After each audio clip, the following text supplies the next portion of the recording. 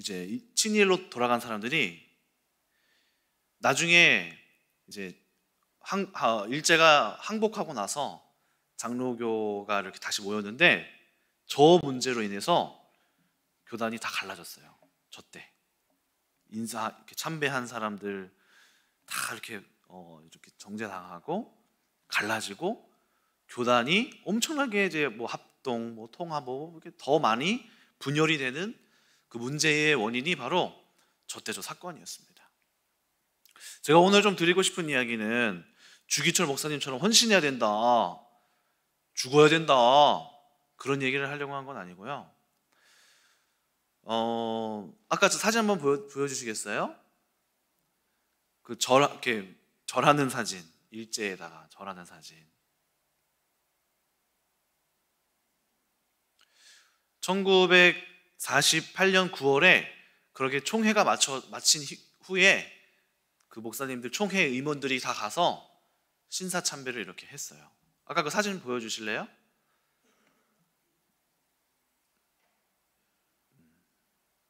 네, 저렇게 가서 인사하는 모습이 딱 사진에 찍혀서 기사에 다 난 것입니다.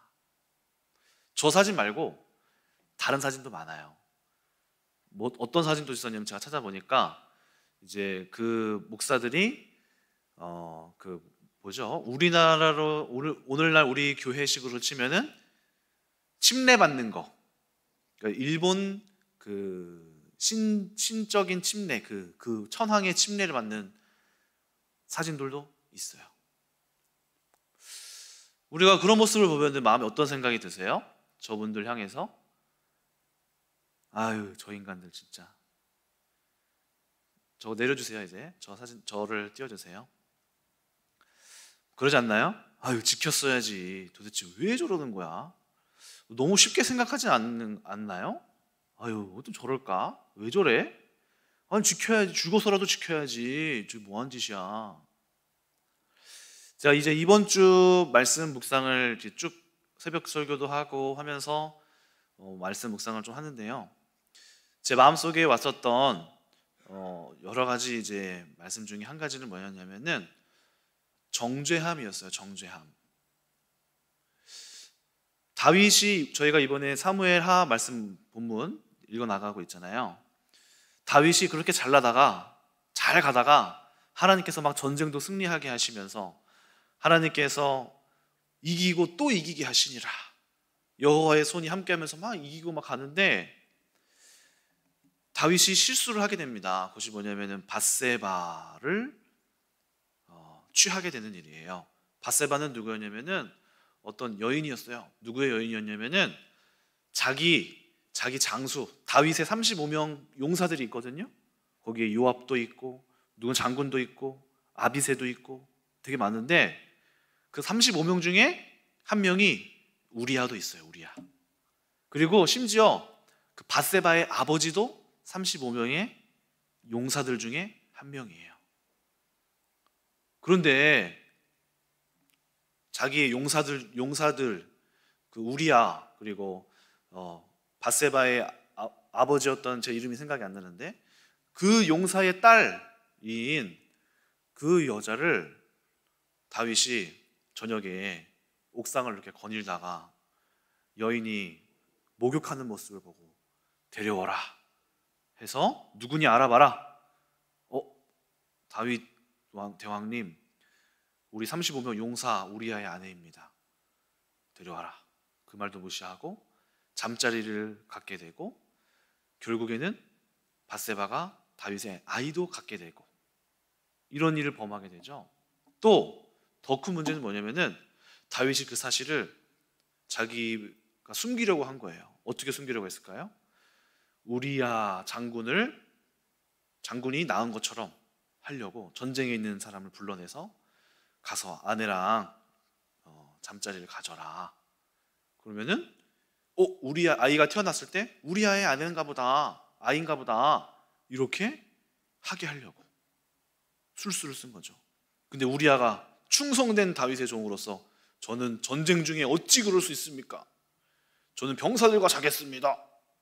막 술을 먹여서 갔다 와라 해도 취해서도 아닙니다. 저는 전쟁 중엔 그럴 수 없습니다. 하면서 다윗에게 충성을 맹세하면서 전쟁에 나갔단 말이죠. 그러니까 다윗의 술수가 또 어겨지니까 어떻게 하나요? 살인 교사 요압 장군에게 편지를 써서 우리아를 전쟁할 때 맨 앞쪽에 보내라. 죽여라. 이 말이죠. 살인 교사 행위하는 것이 나옵니다. 그런 모습을 보면은 우리는 마음속에 어떤 마음을 갖게 되죠? 진짜 다윗 정말 나쁜 놈이구만. 저 안 될 사람이구만 저거. 정죄하기 쉽단 말이에요. 정죄가. 정죄하는 거는 누가 가르쳐주지 않아도 우리 마음속에 쉽게 들어옵니다. 만약에 교회에 성교 온 아이들한테 이거 잘못됐으면 선생님한테 말해라. 누가 이렇게 잘못된 행동을 하면 선생님한테 말해. 그러면은 아이들이 곧바로 일러요. 선생님 제가 저거 했어요. 선생님 누가 이거 했어요. 뭐예요? 정죄하는 거잖아요.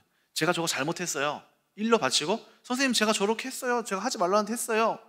잃는단 말이에요. 마음속에서 판단이 딱 이루어진단 말이죠. 제가 어린 시절에 이제 교회에서 자랐잖아요. 그러면 집에 있다 보면은 전화가 와요. 사모님한테. 사모님이 막 통화로 길게 하세요. 그러면 다 대부분 교회 일이에요.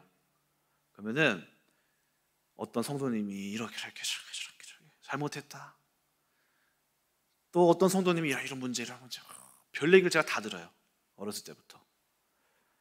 그럼 어렸을 때부터 제 마음속에는 어떤 게 자리 잡았냐면은 정죄함이 자리 잡았어요. 저 성도님은 도대체 왜 저래? 저 집사님은 도대체 왜 저러는 거야? 저 권사님은 또 왜 저러는 거야? 몇 번째야? 전화로 이야기 들으면서 제 마음속에 쉽게 남을 정죄함이 제 안에서 가득했던 거죠. 사람을 볼 때마다. 겉에는 교회 와서는 말을 안 하죠. 그냥 안녕하세요 이렇게 하지만 제 마음속에는 그 정죄함으로 가득했습니다. 볼 때마다. 근데 이러한 문제들이 우리가 성숙하지 못하기 때문에 또 쉽게 우리는 정죄함에 익숙해지기 때문에 우리 안에 있는 것 같아요. 또 오늘 저 목사님들을 보고도 우리 마음속에서 딱 쉽게 오는 생각이 뭐죠? 저 인간들 진짜 왜 저러냐? 저게 목사냐? 저 사람들 진짜. 근데 이거를 우리 교회로 가져와서 또 본다면은 이럴 수 있는 거죠. 어떤 성도님들이 교회는 완전한 사람들이 모인 곳이 아니기 때문에 막 연약함이 막 생겨나고 싸우기도 하고 다투기도 하고 문제가 생기기도 하고 연약함이 드러나기도 하는데 그런 것들이 우리 교회의 분위기가 소근소근 비난하고 비평하고 조롱하는 분위기로 정죄하는 분위기로 갈 수 있다는 것이죠. 또 알게 모르게 우리 마음속에서 그 사람을 향하여서 정죄함이 내 안에 있을 수 있다는 것이죠. 저는 교회는 그거를 넘어서야 한다고 생각합니다. 넘어서야 돼요. 예수님이 가늠한 여인을 만나셨습니다. 사람들이 그 가늠한 여인을 보고 정죄하기 시작했어요. 그 율법대로 돌을 가지고 던지려고 하기 시작했어요. 가늠한 거 옳습니까? 옳지 않죠. 가늠한 거 옳지 않습니다. 그래서 사람들이 마땅히 할 바를 하는데 갑자기 예수님이 오셔서 이렇게 말씀하시는 거예요. 너희 중에 죄 없는 자가 돌로 치라. 그리고 아무도 돌로 칠 수가 없었습니다. 그리고 여인에게 가서 품어주시고 다시는 그 죄를 저지르지 말라 하고 돌려보냈어요.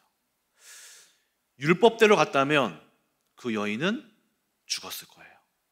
그런데 복음은, 죄를 덮는 복음은, 죄를 품어주는 복음은 그 여인을 살려냈습니다. 제가 오늘 하고자 하는 이야기는 저는 우리 교회의 특징은 어때야 되냐면요, 죄의 고백이 아주 당연해야 된다고 생각해요. 왜냐? 우리는 다 죄인이기 때문이에요. 저도 엄청난 죄인 중에 죄인이고 죄인 중에 괴수라는 사실을 저 스스로가 잘 알고 있습니다. 제가 예전에 그렇게 막 사람들의 이야기를 들으면서 정죄했던 마음이 제가 복음을 알고 내가 죄인임을 알게 됐어요. 어느 순간 남을 정죄할 때에는 나는 그럴 일을 하지 않아, 나는 괜찮아, 난 그런 죄 안 저지른다, 진짜 아유 정말 수준이 낮구만, 이렇게 하는 마음이 내 안에 있었던 것이죠. 그런데 어느 순간 하나님의 말씀이 저에게 임했어요. 그것이 뭐냐면은 로마서 3장 10절 말씀, 3장 10절 한번 볼까요? 로마서 3장 10절 말씀 뭐라고 되어 있죠? 기록된 바 의인은 없나니 아무도 없으며, 아무도 없다, 아무도 없다. 또 3장 23절 말씀 뭐라고 했죠? 모든 사람이 죄를 범하였음에 하나님의 영광에 이르지 못하더니. 여러분, 이 말씀을 여러분에게 적용하시기 바랍니다. 모든 사람이 죄를 범하였고, 의인은, 성경이 말하는 바가 그거예요. 의인은 없나니 아무도 없으며. 여러분 의로우십니까? 여러분 그렇게 잘나셨나요? 여러분 그렇게 착하시죠? 여러분들은 그런 죄 안 저지르시잖아요, 그렇죠? 근데 성경이 말하는 바는 의인은 없어, 아무도 없어, 눈을 씻고 찾아봐도 없어. 하나님이 우리를 보실 때 하시는 말씀입니다.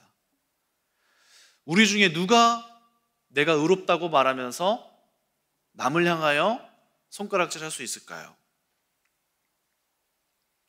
예수님께서 원하시는 건 무엇일까요? 그러면은 목사님 죄 지은 거를 지적하지 말라는 거예요? 아닙니다.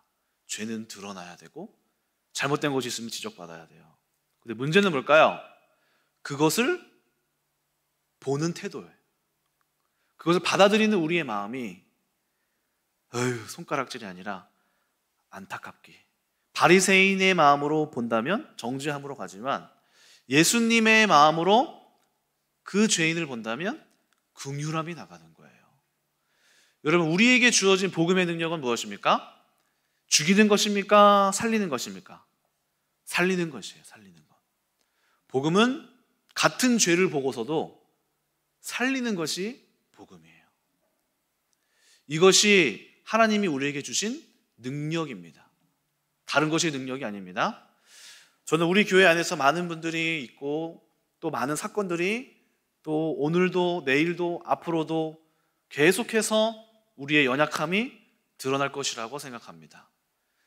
저는 여러분들 귀에 그런 이야기가 들릴 때마다 바리새인으로 보지 마시고 예수 그리스도의 마음으로 보시기를 축원합니다. 그렇게 될 때 그 죄 가운데 있었던 우리의 형제 자매는 거기에서 살아나게 되는 것이죠. 복음은 살리는 것입니다. 복음은 살리는 것입니다. 그러나 정죄함은 죽이는 것입니다. 저는 많은 분들이 교회 안에서 자유롭게 스스로 우리 자신의 죄들을 고백하고 털어놓을 수 있는 공동체가 됐으면 좋겠습니다. 왜냐하면 털어놔야지 우리 안에서 해결이 되거든요. 그리고 털어놔야지 기도해 줄 수 있고요, 속에서 그 쓴뿌리를 토설해내야지 우리가 자유해질 수 있습니다. 그런데 사단이 원하는 분위기는 뭐죠? 정죄하는 분위기. 내가 이 말을 하면 내가 비난받을 것 같아. 그래서 꼭 입 다물고 탁 남들에게 보이기 봤을 때 별로 문제가 되지 않을 것만 딱 얘기하는 거예요. 그러면은 그 문제는 영원히 내 속에 있는 겁니다. 사단이 딱 박수치기를 좋아하는 거죠. 그래서 우리는 어떻게 해야 되죠? 우리 안에 많은 그렇게 토설할 수 있는 분위기를 교회 안에서 만들어내야 돼요. 우리 목장 모임에서, 그리고 우리의 각자 공동체 소그룹 모임에서 어떻게 해야 됩니까?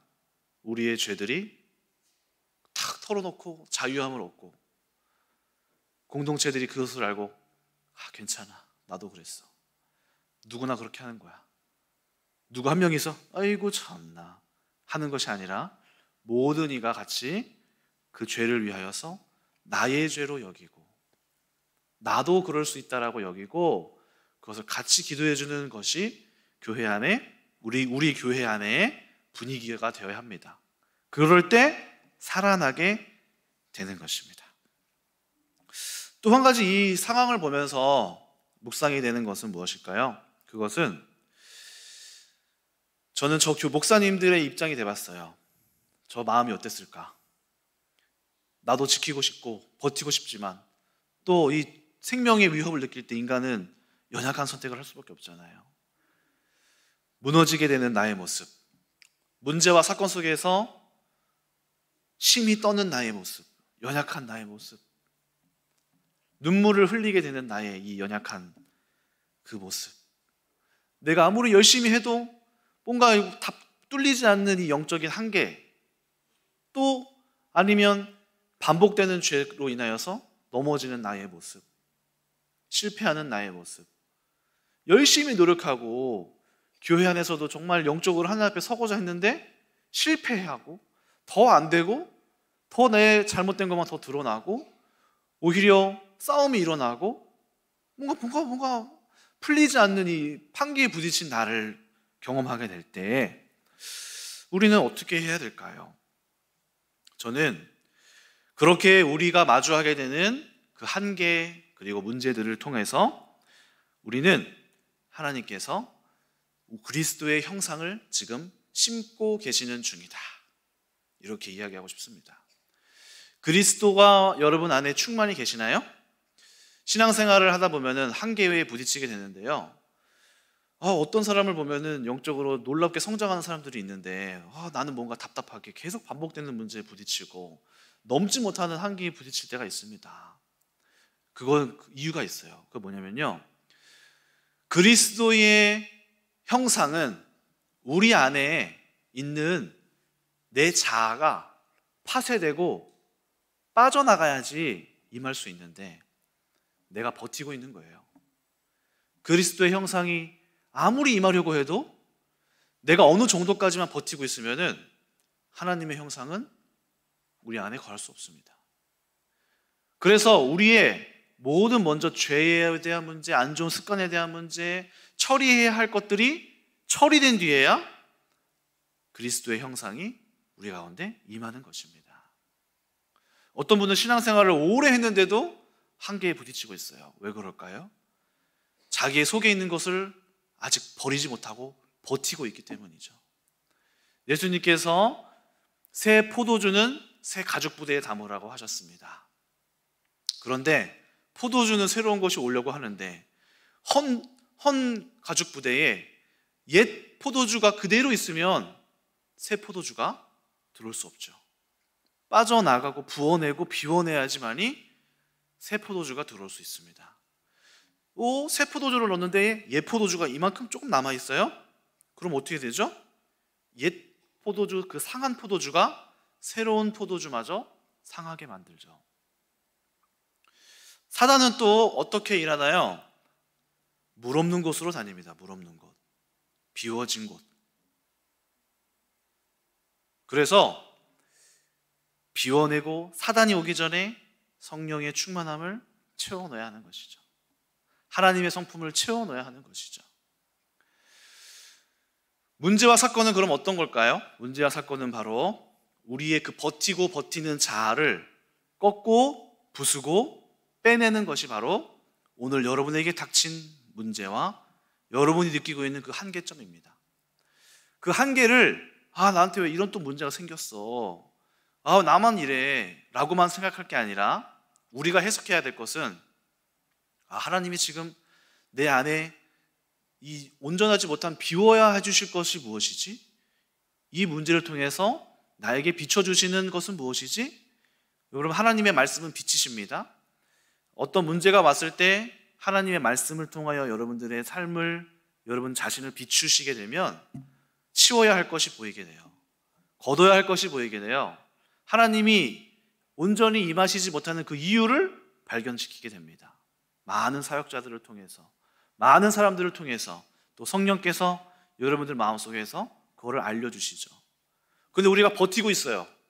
여전히 버티고 있고 견디고 있고 목을 뻣뻣하게 세우고 있으면은 하나님의 은혜가 임하지 않습니다. 그래서 우리는 십자가의 길을 가야만 하는 것입니다. 십자가의 길. 예수님께서 걸어가신 그 길은 바로 십자가의 길인데요. 그 십자가의 길을 걸어가야지만이 부활의 은혜가 오는 것입니다. 우리는 십자가의 길을 가지 않고 부활의 은혜를 바라고 있어요. 십자가를 가서 죽지 않았는데, 내 자아가 죽지 않았는데 어떻게 부활의 능력이 임할 수 있습니까? 오늘 여러분들에게 문제와 또 갈등이 오는 이유는 무엇입니까? 여러분들의 자아가 죽으라는 거예요. 십자가로 가라 이거예요. 십자가로 가서 우리가 죽으면 주께서 부활하게 하실 건데 살려달라고 버티고 있는 거예요. 내가 아니라고, 살겠다고. 죽는다는 것은 무엇입니까? 십자가의 길을 가는 것인데, 예수님이 십자가의 길을 어떻게 가셨나요? 모든 수치와 모욕을 당하는 것입니다. 그것이 우리의 자아가 깨지는 거예요. 예수님께서 옷을 다 벗겨지고, 또 갈보리 언덕을 오르는 길에 수많은 사람들이 침뱉고 조롱하고, 네가 예수님 왕이라며, 살아봐, 살려주신다며, 살려봐. 어이구, 네가 무슨 왕이냐, 이 거짓말쟁이. 너는 하나님을 모욕했어. 이 더러운 예수야. 침뱉고 똥 오줌을 던지고 발로 차고. 예수님이 느끼실 그 수치심, 굴욕감, 모욕감, 분노, 화가 나는데 이걸 참아야 되는 거, 이런 모든 것들이 바로 우리의 자아를 죽이는 거예요. 여러분, 지금 여러분에게 닥치신 문제 어떠세요? 화나시죠? 억울하시죠? 예수님 얼마나 억울하셨을까요? 분노가 나시죠? 모욕감이 드시죠? 근데 그게 우리의 자아를 깨트리고 있는 중이고, 우리를 십자가의 길로 예수님이 우리를 이끌어가고 있는 것입니다. 그래서 누가복음 9장 23절에 이렇게 얘기하고 있습니다. 누구든지 나를 따라오려거든 자기를 부인하고 날마다 제 십자가를 지고 나를 따라야 할 것이라. 마태복음 10장 38절 이렇게 얘기하십니다.